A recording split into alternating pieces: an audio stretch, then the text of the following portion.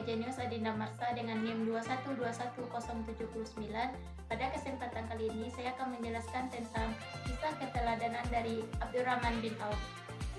Baiklah, sebelum kita mengetahui tentang kisah keteladanan dari Abdurrahman bin Auf, alangkah baiknya kita mengetahui terlebih dahulu biografi singkat dari Abdurrahman bin Auf. Abdurrahman bin Auf lahir 10 tahun setelah tahun gajah, tepatnya pada tahun 581 Masehi. Abdurrahman bin Auf adalah salah satu sahabat Nabi Muhammad SAW yang cukup terkenal dan langsung direkomendasikan oleh Rasulullah bahwa beliau dijamin surga. Beliau adalah salah satu dari 8 orang pertama yang menerima Rasulullah sebagai Nabi terakhir dan mengimani Allah bahwa Allah adalah salah satunya yang berhak disembah. Abdurrahman bin Auf masuk Islam 2 hari setelah Abu Bakar As-Siddiq. Abdurrahman bin Auf berasal dari Jurai keturunan Bani Zuhrah.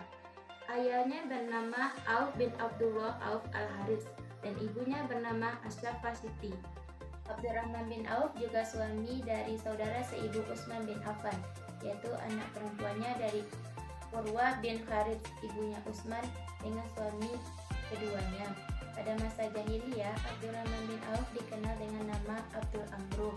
Setelah masuk Islam, Rasulullah SAW memanggilnya Abdurrahman bin Auf. Nama lengkapnya ialah Abdurrahman bin Auf bin Abdul Harits bin Zahrah bin Kilab bin Murrah bin Ka'ab bin Lu'ai. Abdurrahman bin Auf mengenal Islam dan masuk Islam dari melalui tangan Abu Bakar As-Siddiq, dan beliau masuk Islam setelah Abu Bakar masuk Islam. Abdurrahman bin Auf meninggal ketika berumur 75 tahun. Ada juga yang mengatakan 72 tahun, tepatnya pada tahun 31 Hijriah. Namun pendapat lain menyebutkan tahun 32 Hijriah. Ia dimakamkan di pemakaman Baqi yang diimani oleh Utsman bin Affan berdasarkan wasiatnya. Selanjutnya kita akan membahas tentang beberapa hal yang telah dilakukan oleh Abdurrahman bin Auf yang patut kita teladani di dalam kehidupan sehari-hari. 1. Bergabung untuk hijrah. Hijrah ke Habsyah merupakan salah satu tugasnya dalam menjalankan dakwah Nabi. Padahal hijrah pertama yang dilakukan umat Islam adalah ke Abyssinia. Mereka berpindah karena adanya campur tangan pihak Quraisy yang jumlahnya semakin banyak. Hijrah merupakan hal yang wajib dilakukan jika tantangan di tempat semula terlalu besar. Dalam kemampuan berbisnis, Abdurrahman bin Auf juga membawa seluruh kekayaannya ketika berhijrah ke Madinah. Di dalam perjalanannya, kekayaannya dirampas oleh Quraisy.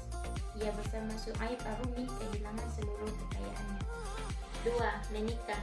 Rasulullah mempersaudarakan orang-orang berhijrah yang kebanyakan pedagang dengan orang Madinah yang mayoritas petani. Di Madinah, Abdurrahman bin Auf dipersaudarakan dengan Sa'ad ibn Arabi al-Usani.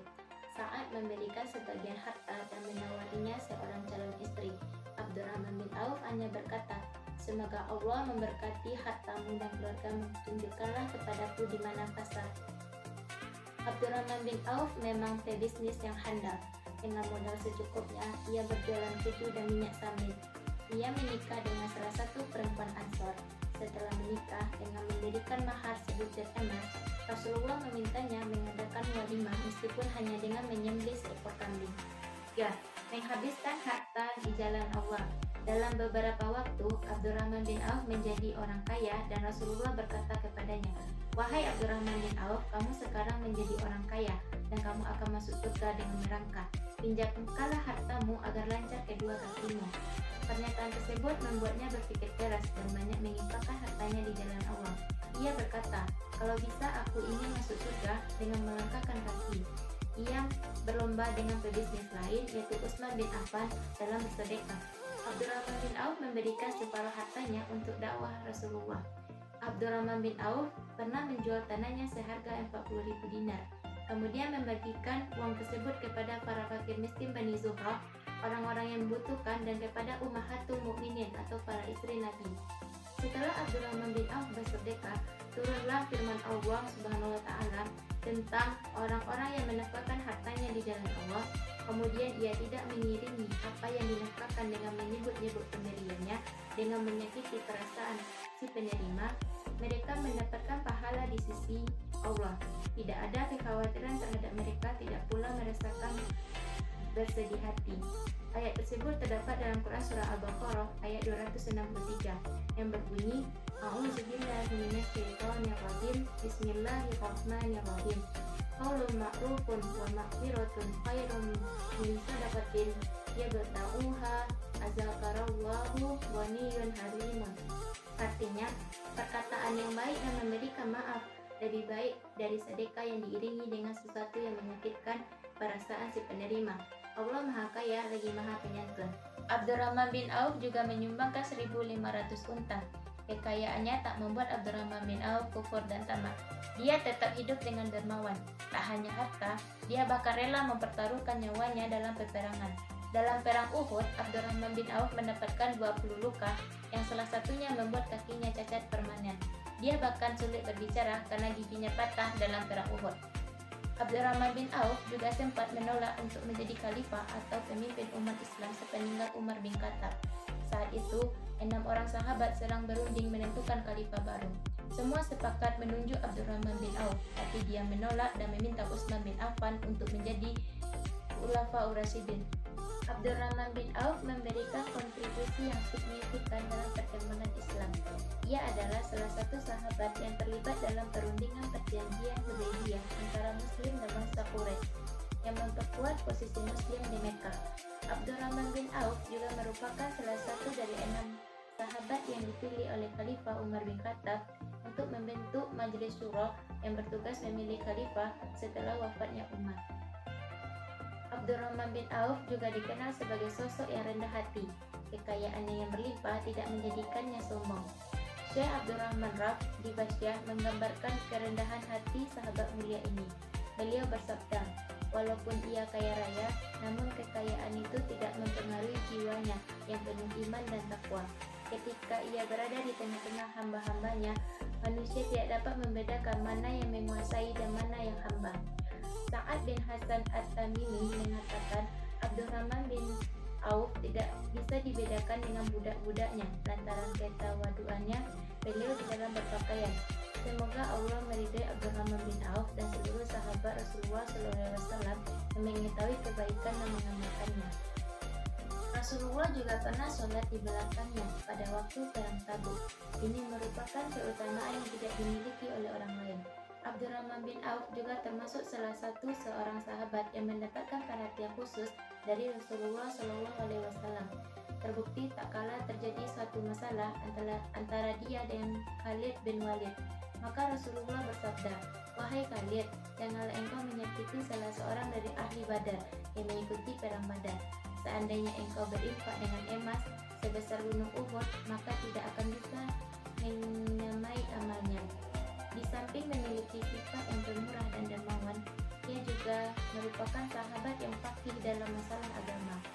Berkata Ibnu Abbas, suatu ketika kami duduk bersama Umar bin Khattab, maka Umar berkata, apakah engkau pernah mendengar hadis dari Rasulullah yang memerintahkan seseorang apabila lupa dalam salatnya, dan apa yang ia perbuat? Aku menjawab, demi Allah, tidak pernah wahai Amirul Mukminin. Apakah engkau pernah mendengarnya? Dia menjawab, tidak pernah demi Allah. Tak kala kami sedang demikian, datanglah Abdurrahman bin Auf dan berkata, apa yang sedang kalian lakukan? Umar menjawab, aku bertanya kepada Ibnu Abbas. Kemudian dia menyebutkan pertanyaannya. Abdurrahman berkata, aku pernah mendengar tentang hal itu dari Rasulullah. Apa yang engkau dengar wahai Abdurrahman? Maka ia menjawab, aku mendengar Rasulullah bersabda, apabila lupa salah satu seorang di antara kalian di dalam salatnya, sehingga tidak tahu apakah ia menambah atau mengurangi, apabila ragu satu rakaat atau 2 rakaat, maka jadikanlah 1 rakaat, dan apabila ia ragu 2 rakaat atau 3 rakaat, maka jadikanlah 2 rakaat, dan apabila ia ragu 3 rakaat atau 4 rakaat, maka jadikanlah 3 rakaat. Sehingga keraguannya di dalam menambah, kemudian sujud 2 kali, dan dia di dalam keadaan duduk sebelum salam, kemudian salam. Jadi dapat disimpulkan dari kisah keteladanan dari Abdurrahman bin Auf yang dapat kita terapkan di dalam kehidupan sehari-hari. Pertama, Abdurrahman bin Auf suka berhijrah. Kedua, menikah. Yang ketiga, menggunakan harta di jalan Allah. Abdurrahman bin Auf menggunakan hartanya di jalan Allah karena Abdurrahman bin Auf tahu pahala yang akan diperolehnya.